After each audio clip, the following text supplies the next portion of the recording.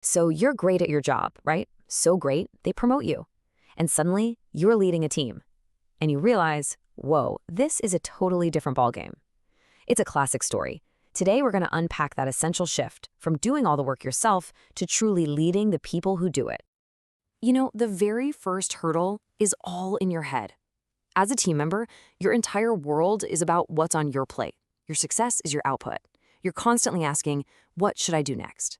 But as a leader, that focus has to completely flip outward. It's not about your to-do list anymore. It's about the team's vision, their success.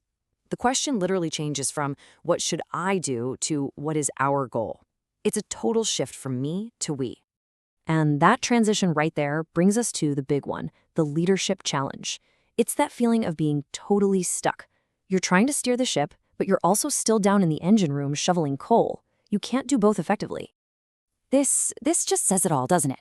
The toughest part isn't the work you've always been good at. The real challenge is letting go of that comfort zone, letting go of control, so you can do the much harder, more important job of leading people.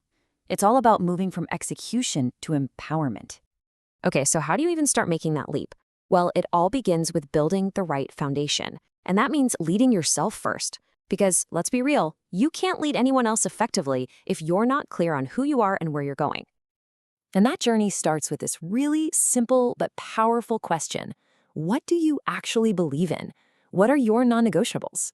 See, authentic leadership isn't about trying to be a carbon copy of someone else. It's about building on your own solid foundation of values and integrity. That's what makes people trust you. So how do you make those big ideas, those values, practical?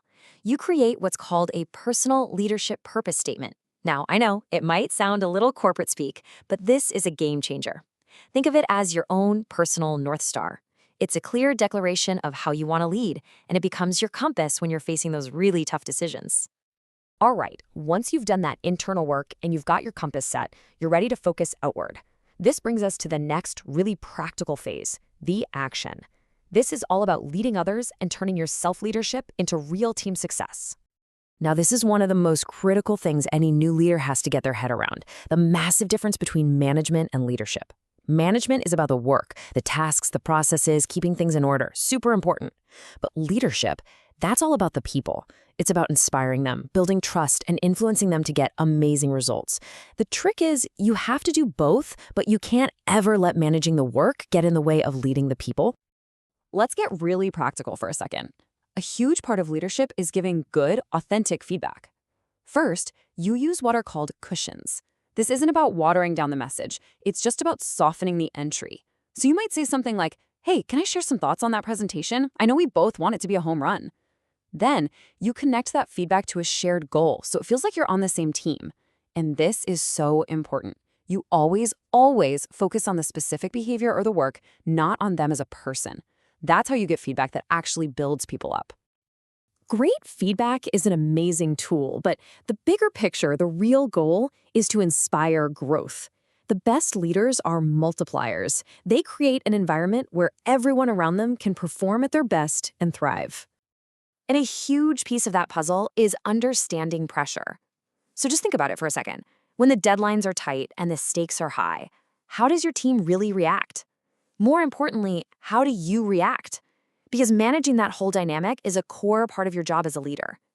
This model is a fantastic way to visualize it. You've got the comfort zone, where everything's easy, but honestly not much is happening. Then, if you push way too hard, you end up in the panic zone, where everyone's just stressed out and performance tanks. The art of leadership is finding that sweet spot right in the middle, the stretch zone. This is where your team feels challenged but not overwhelmed. It's where you get peak performance and real growth. So you've got all these concepts, all these ideas, but how do you actually put it all together in a way that sticks? Well, that brings us to our final section, creating your own leadership impact plan. This is the roadmap that turns theory into action. Look, this isn't about attending a one-time workshop and suddenly you're a perfect leader. It's a continuous cycle. It starts by building a plan that's customized for you. Then comes the really hard part. You have to actually apply it and commit to it, day in and day out. And finally, and this is the step a lot of people miss, you have to measure the results. Are you actually seeing a change in your team's performance? That's how you prove this whole thing is working. And that's the bottom line, isn't it? This isn't just about feeling like a better leader. The real goal, the true output, is creating tangible results, a measurable improvement in performance, and a real boost to the business. That's when you know you're making a real impact. So, we're going to end with a direct challenge to you. I want you to really think about this. Look at your daily habits, your to-do list, the things you just can't seem to let go of. The journey to becoming a great leader starts with a choice. What will you stop doing so that you can finally start leading?